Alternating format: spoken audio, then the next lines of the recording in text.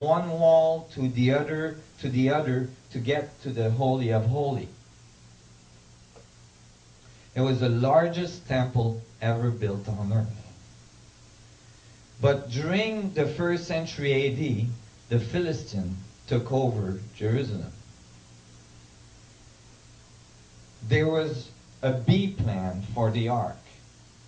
That B plan was called the Dead Sea community. On the side of the Dead Sea, that was the Essenes. Now, the first person that talked about the Essenes and that community was Edgar Cayce. Edgar Cayce, in one of his reading, said there was a community on the side of the Dead Sea that had written scrolls, and that we were going to find these scrolls.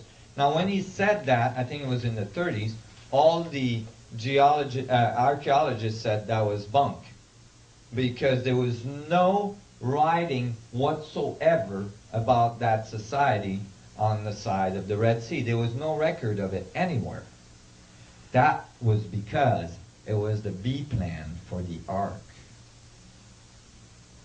They weren't advertising.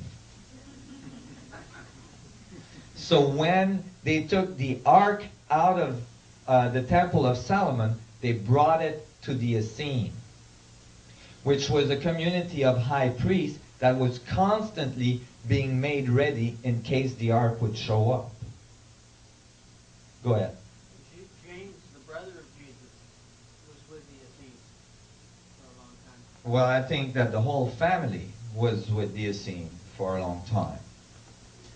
The Essene recorded the coming of the ark. This is not my imagination. In the Essene scrolls that were found, you know that there was over 5,000 scrolls, or at least 3,000, scrolls that were found. There's only 100 that have been released to the public. One of these that was released to the public is a very, very eccentric scroll. It's not written on papyrus. It's written on copper. The copper that it's written on is the purest copper ever found on earth. There is no purest copper ever found anywhere else. Hard enough to touch stone? No. What does the copper scroll? Now, obviously, the copper scroll were written on copper to make sure it would survive the ages. And what did the copper scrolls talk about? It talked about the coming of the ark at the Essene community. It says literally that the ark came to their temple. And it describes where it hid all of the components that were kept around the ark. How many components do you think there was? 64. There is exactly 64 lines describing the components of the ark. Some of these components have now been found. It was oils and incense and stuff that they kept around the ark that were part of what you needed to be safe when you went into the ark room. You had to wear certain clothing.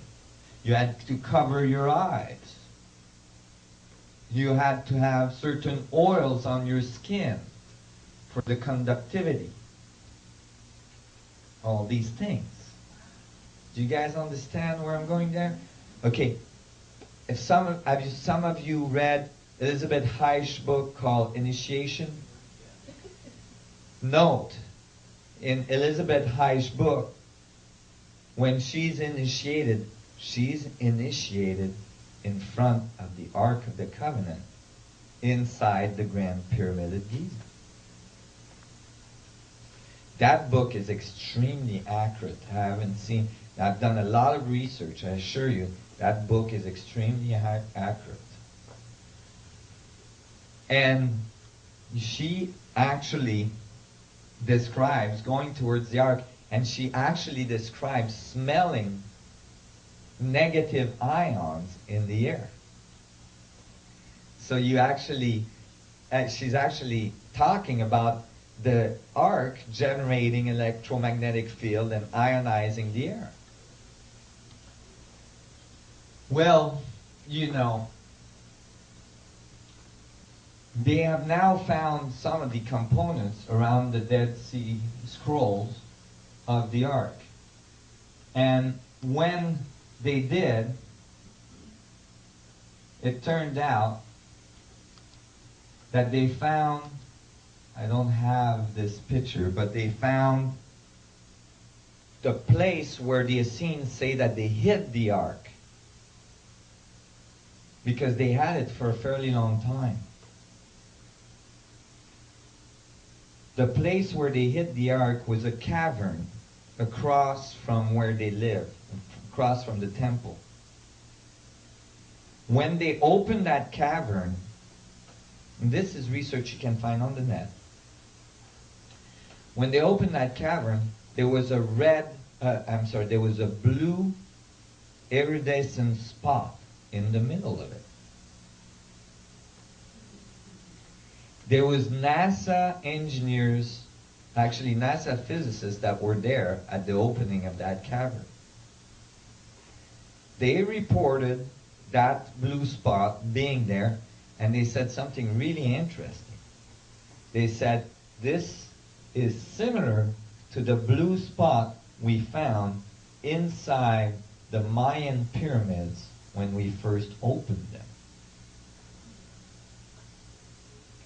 So they were making a direct relationship between the Ark of the Covenant, the effect of the Ark of the Covenant on the space-time manifold that left some trace, and the Mayan pyramids. And so,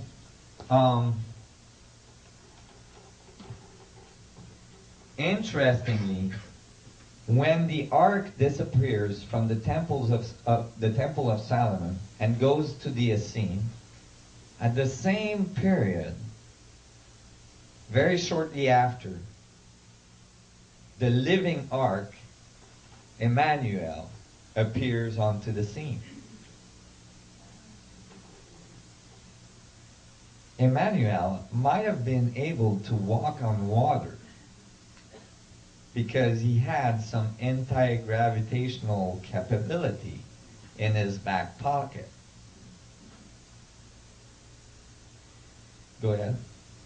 Well, in the Book of Mormon, why Emmanuel or Jesus visits the American continent after he left Israel. Well, then he would have had to be able to do some pretty good flying too. And so, interestingly, Emmanuel is the living ark. Well, these things are related. Why? Because when we built the external Merkabah, the external ark, all we're building is a reproduction of our internal functioning. The inside singularity, the inside ark that keeps us alive. And so we're creating a very short feedback. That's why you had to be initiated very carefully before you could approach the ark. You had to be pure of heart. Because the feedback is so short that if you have destructive intent, you'll just die right on the spot. It'll bite you right back. Aaron's sons. So Aaron's sons died that way. It's a very fail-safe system. You can't use it for destruction very much. Because by the time you try to use it for destruction, you're already dead. See, it's nothing new. The universe is